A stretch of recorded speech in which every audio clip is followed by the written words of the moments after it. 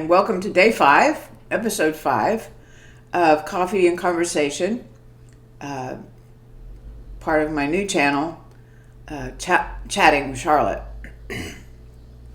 So, we did make it through Hurricane Laura. Fortunately for us, it did not make landfall in a place that created any damage for our area. So I'm very thankful for that, and my prayers and thoughts go out to the people in Louisiana who were severely impacted by it. I'm grateful that we were not, but mindful of their devastation.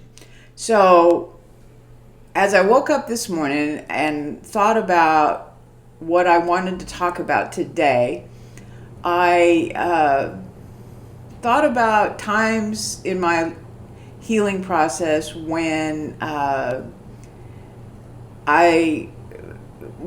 uplifting and animated and happy interactions with people, I found them very annoying because that's not where I was, and there were times that I didn't want to hear it.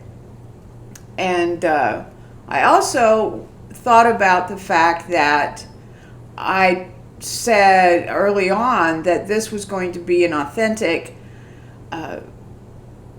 series where I was in conversation with you about real things and real events in my life, as a way of just sharing my process, even now at 67.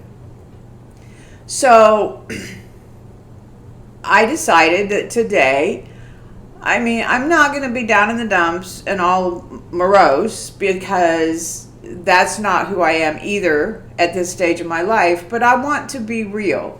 So today I want to talk about self-care. And the reason I want to talk about it is I'm not feeling well today. And I didn't feel well yesterday either, because I'm in the middle of a flare of my autoimmune disease, Sjogren's. Now, Sjogren's causes extreme dry eye and dry mouth, but it also causes fatigue and joint pain when there's a flare.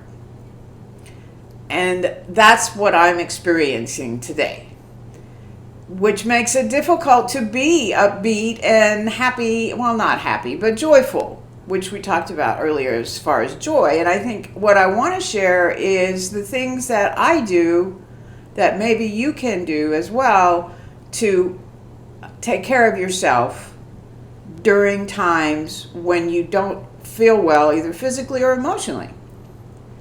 So that's what we're going to talk about today.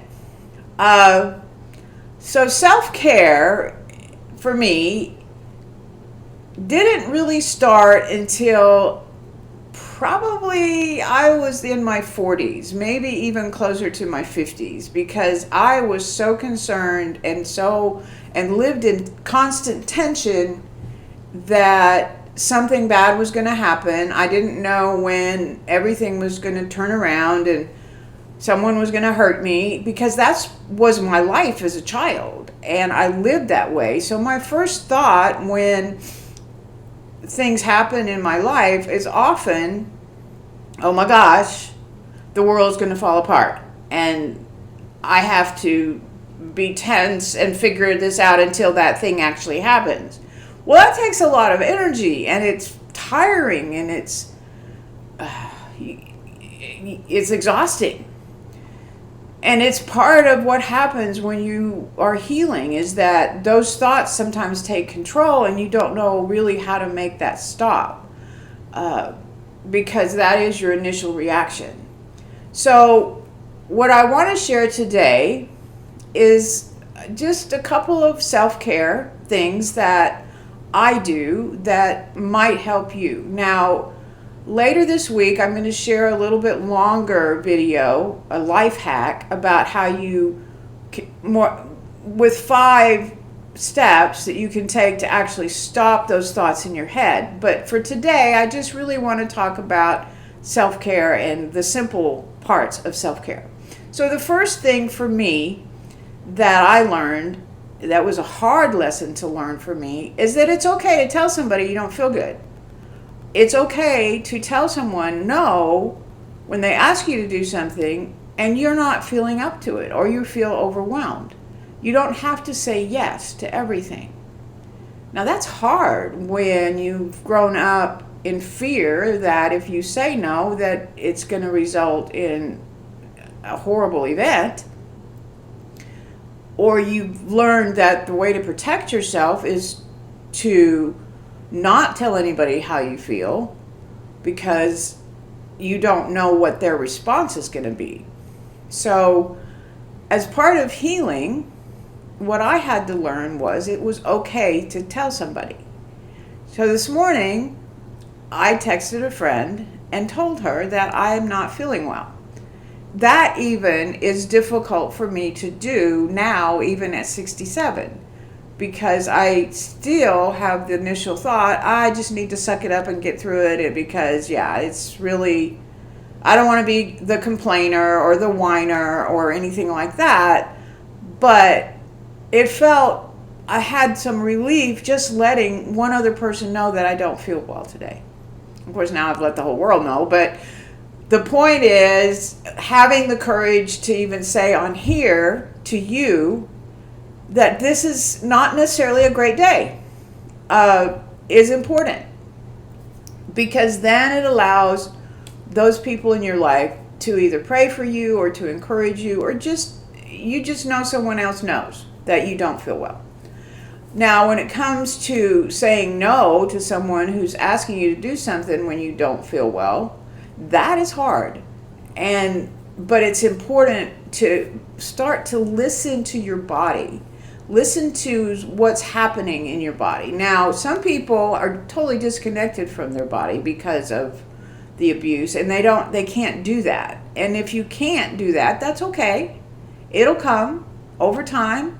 And don't force it. And I think that's the key. The last thing that I want to share with you is in your healing, one of the ways to practice self-care is not to force the healing. Don't force yourself to move faster than you can tolerate, either emotionally or spiritually or physically, because it will not end well.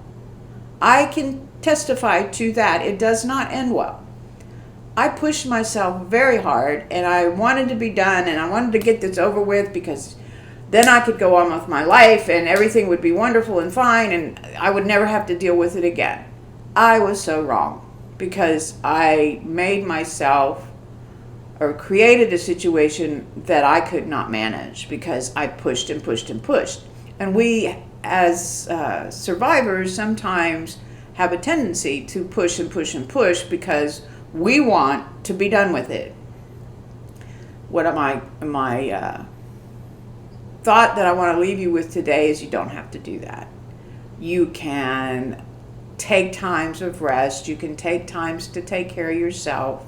You can take a moment and watch a funny movie. It's okay to be laughing and have fun when you're healing. Everything doesn't have to be serious. I know that's hard, but it's true. You can take time to rest, like we've talked about already this week, and connect with God. You can take time to take a nap if you can do that in your day. But it's important to recognize that you deserve to be taken care of and to practice self-care and to say no. So this is a little bit longer today, and I apologize for that a little bit. But so my challenge that I want to leave with you today is think about ways that in your day you can practice self-care. And I think you'll be amazed at how much of a difference it makes when you take just a moment to take care of yourself in your day. So please subscribe if you would like to continue to, if you like this, and make comments. I really want to know what you think and to respond to you in the ways that are meaningful to you. So please share your comments, and please subscribe and share with your friends. Thank you again, and we'll have a great day, and we'll talk to you again soon. Bye now.